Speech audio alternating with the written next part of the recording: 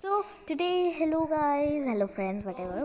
तो आज हम लोग पढ़ने वाले हैं या फिर जानने वाले हैं मेजरमेंट का word problem through bar model method. Like, share and subscribe, comment also and please share. So ये example 3, so let's get started. Example 1, example 3 है वीनो bought 12 kg 500 gram of sugar, 13 kg 560 gram of rice, and 14 kg 950 gram of flour. What is the total weight of the items bought by him?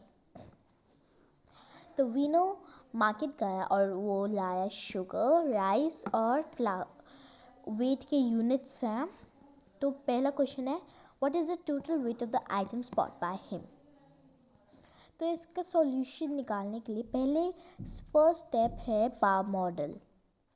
तो इनने बार model draw किया, फिर उसको 3 equal parts में divide करती है। जैसे यहाँ पे हुआ ये स्टेप 1 है, स्केल नहीं तो अच्छे से नहीं हुआ। 3 में डिवाइड करके ये पहला हमारा आया था शुगर, फिर राइस, फिर फ्लावर। तो ये तीनों के अकॉर्डिंग वाइज लिख दिया गया। उसके बाद फिर according wise weight of sugar, weight of rice, weight जानने के लिए उन्हें लिखा हुआ है यहाँ। उसके बाद उनने जहाँ कभी भी आए टोटल, यहाँ पे आया था टोटल वेट, तो हम लोग ऐड वाला साइन लगाते हैं यानी प्लस। अगर लेफ्ट आए सब्ट्रैक्ट हमको करना रहता है यानी माइनस। तो यहाँ पे केजी और ग्राम, जैसे ये 12 kg, 13 kg, 14 kg है। केजी और ग्राम के सेपरेट कॉलम्स है। ये 12, 13, 14 एक केजी वाले कॉलम में, और 500, 560 और 950 ग्राम वाले कॉलम में। तो 9 एक मिनट क्या कहते हैं 500। मैं ये एक ईजी एडिशन यूज़ करती हूँ जो मेरे लिए ईजी है, सिंपल है। वो क्या करती हूँ 500 500 500, ये 560 का 60 हटा के 500 हुआ।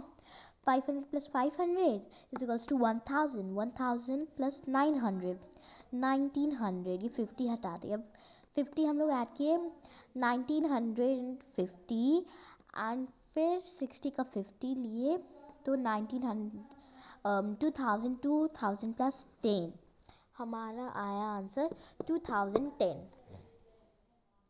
उसके बाद फिर एक सेंटेंस बना लेंगे। The total weight of items bought by Veenu is 41 kg 10 gram. ओ हाँ, फिर तो जैसे आया था 2010, तो हमने क्या किया 2 कैरी कर दिया। एक मिनट, केजी वाले कॉलम में 2 कैरी कर दिया। तो 2 plus 3 plus 4 plus 2 is to 11, 1 carry हुआ। फिर 1 1 1 3, 3 प्लस 1 4, 41 0 10। फिर the total weight of item bought by Veenu is 41 kg 10 gram. 0 10 आया था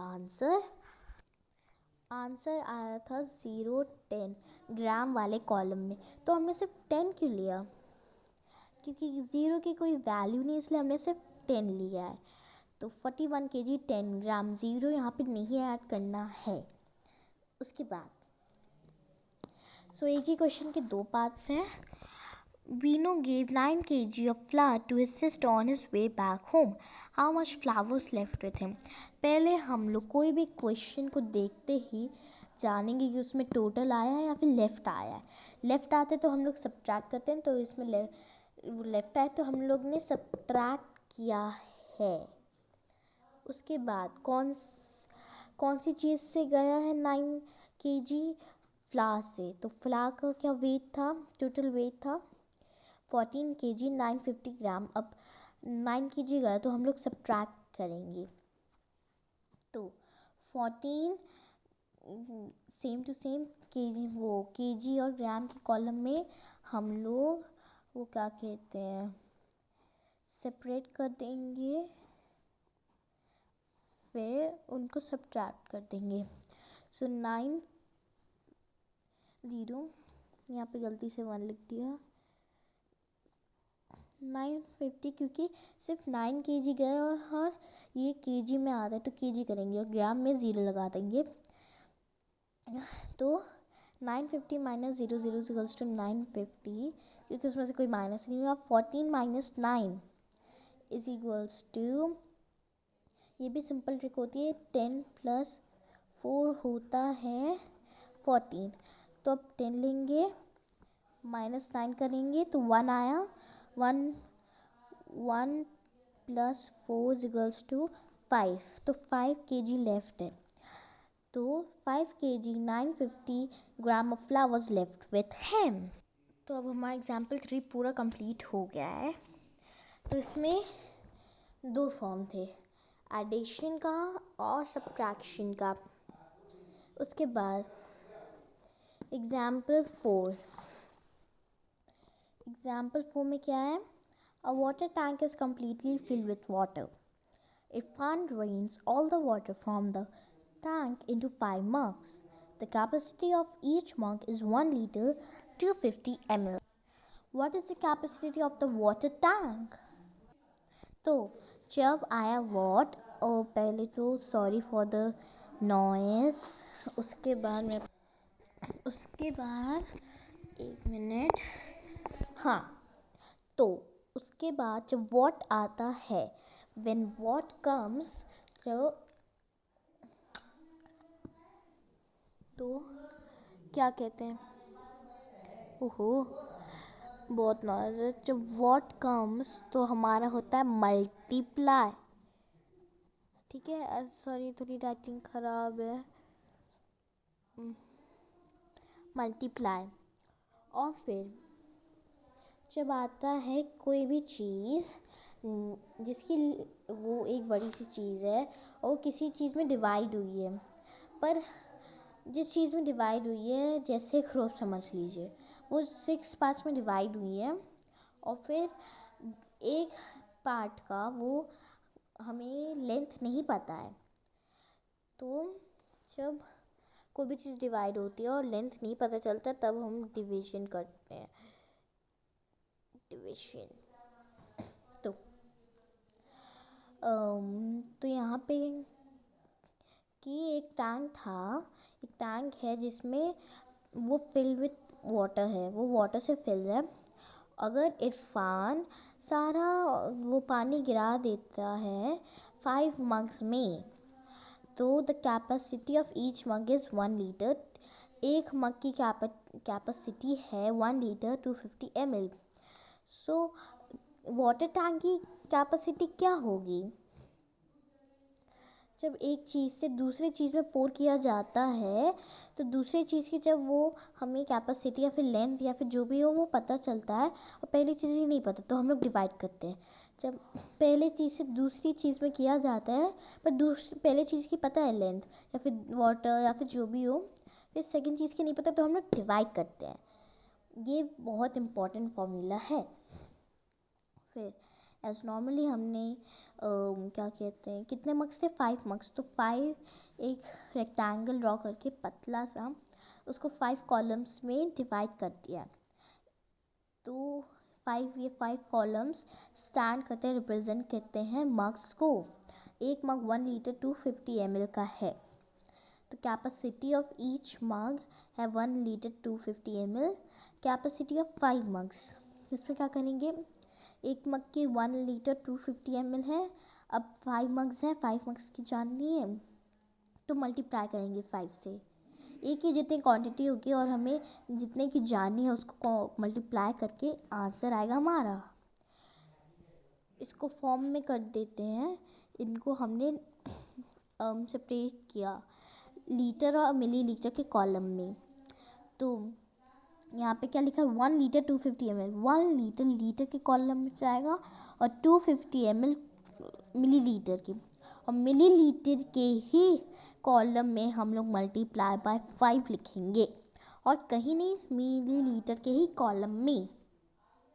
उसके बाद तो हम लोग अगर मल्टीप्लाई करेंगे 0 5 से 0, 5 5 से 25, 5 यहाँ 2 पर 2 5 are 10, 10 plus 2 is equals to 12, 2 1 carry, 1 5 are 5, 5 1 are 5, उसके बाद 1 is equals to 6, तो 6 250 ml होगा। और ये 6 क्या है लीटर के कॉलम में, तो ये 6 लीटर हो जाएगा। और 250 कहाँ है मिलीलीटर के कॉलम में, तो अब 6 लीटर 250 मिलीलीटर हो गया। तो ये रहा हमारा वो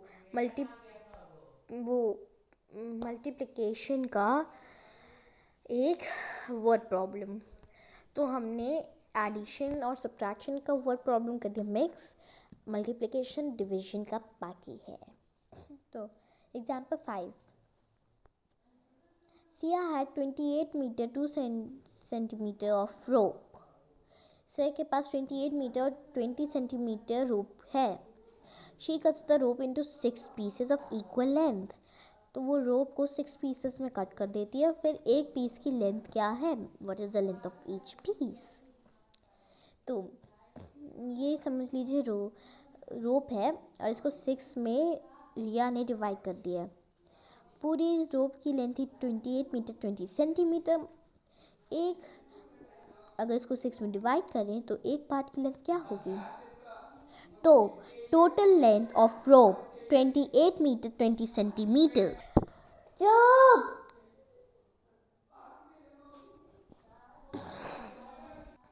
Sorry guys for disturbance. Okay, so let's continue. तो total length of rope 28 metre 20 centimetre. अगर उसको कन्वर्ट करेंगे तो 2820 सेंटीमीटर होगा, क्योंकि 1 metre is equals to 100 centimetre. तो length of each piece 28 centimetre divided by 6। तो अगर पहले ये टोटल लेंथ हमें मिली थी, उसको हम लोग कन्वर्ट करेंगे उसके छोटे यूनिट में। उसके बाद कितने पीस है वो, कितने पीस है 6, तो उसको डिवाइड कर देंगे लेंथ को। तो आंसर है 470 centimetre. 400 plus 70 is equals to 4 metre 70 centimetre. जैसे मैंने बोला था 1 मीटर स्टैंड्स फॉर 400 सेंटीमीटर। तो 400 को हम लोग अलग करके 4 मीटर बना लेंगे और 70 सेंटीमीटर। तो ये क्या इसका रूल होता है, पहले हम लोग बनाते हैं बार मॉडल, उसके बाद हम लोग क्या करते हैं उसको कन्वर्ट करते हैं। उसके बाद जब हमारा सॉल्व हो जाता है तो उसको वापस से कन्वर्ट कर देते हैं जैसे वो था। जैसे 28 मीटर 20 सेंटीमीटर को हमने कन्वर्ट किया सेंटीमीटर में, अब वापस से मीटर और सेंटीमीटर में हमने कन्वर्ट कर दिया। तो the length of each piece is 4 metre 70 centimetre. और यहाँ पे ये डिवीजन का पूरा प्रोसेस दिखाया गया है। 6 यहाँ पे है और 2 8 20 सेंटीमीटर यहाँ पे है। तो 6 4 24, ये 2 के लिए तो जाएगा नहीं, तो 4 है, 4 किया अब 24 आया। तो डिवीजन में आसपास के हो सकते हैं।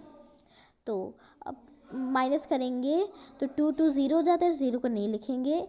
8 माइनस 4 करेंगे तो 4 आया, 4 लिखेगा और फिर 2 को नीचे बॉर्डर करेंगे तो 42। 6 7 ज़ा 42।